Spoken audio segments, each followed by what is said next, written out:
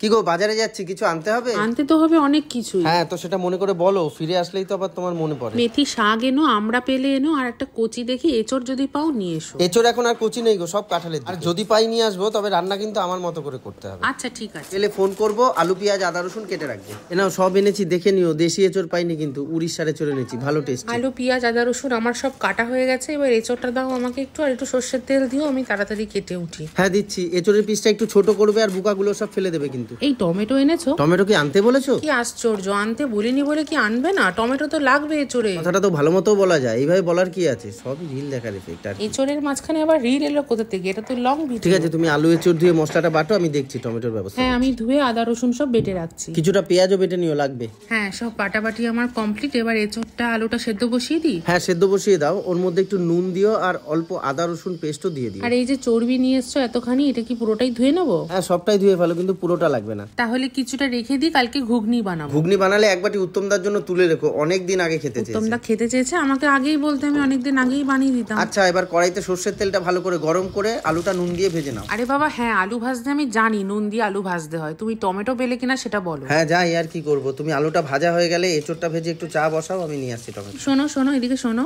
আরে আবার কি?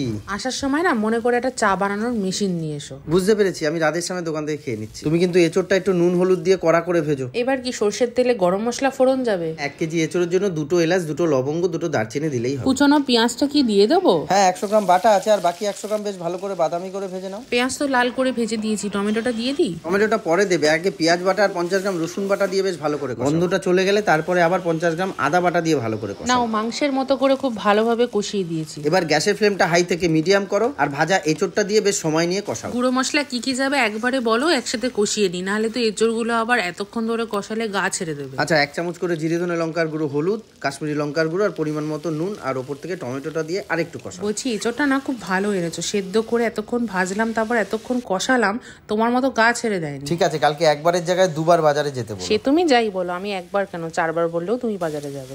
খেতে ভালোবাসি, যেতে তো হবেই। এবার এক কাজ করো, চর্বি আর আলুগুলো দিয়ে একটু কষিয়ে জল ঢেলে দাও। যেই রকম গন্ধ বেরিয়েছে সেই রকম কালার হয়েছে। আজকে ছেলে মেয়ে দুজনে খেলে বুঝতেই পারবে না এটা এঁচড়। এবার কিছুক্ষণ ঢেকে ফুটিয়ে নাও, নামানোর আগে 2 চামচ ঘি দিয়ে দিও। জানো এর মধ্যে আরেকটা জিনিস দিলে দারুণ লাগে খেতে। হ্যাঁ জানি, বেটে রাখা গরম মশলা তো। হ্যাঁ, শিলে বাটা গরম মশলা। ফোড়নে যে গরম মশলাটা দিয়েছো, সেই হালকা ফ্লেভারটাই আমার ভালো লাগে। তাহলে কেউ যদি মনে করে শিলে বাটা গরম মশলা তো ঘিয়ের সাথে দিতেই পারে, তাই তো? হ্যাঁ, কেউ যদি মনে করে ফোড়নে জিরে তেজপাতা দেবে আর গরম মশলাটা পরে বেটে দেবে, সেটাও দিতে পারে। বুঝলাম। এবার একটু গরম গরম ভাত দাও তো, একটু টেস্ট করবো। এখন আর টেস্ট করবে কি, একবারে দুপুরের খাবারটাই খেয়ে নাও। বুঝলে, গরম গরম ভাত, এঁচড় আর এক টুকরো খাসির মাংসের চর্বি, যা লাগছে না। হ্যাঁ, রান্নাটা কেমন করেছি সেটা তো বলো। রান্নাটা তো দুর্দান্ত হয়েছে, কিন্তু পাঠা দিয়ে গাছ পাঠা রেসিপিটা কে করতে বললো সেটা তো বলো।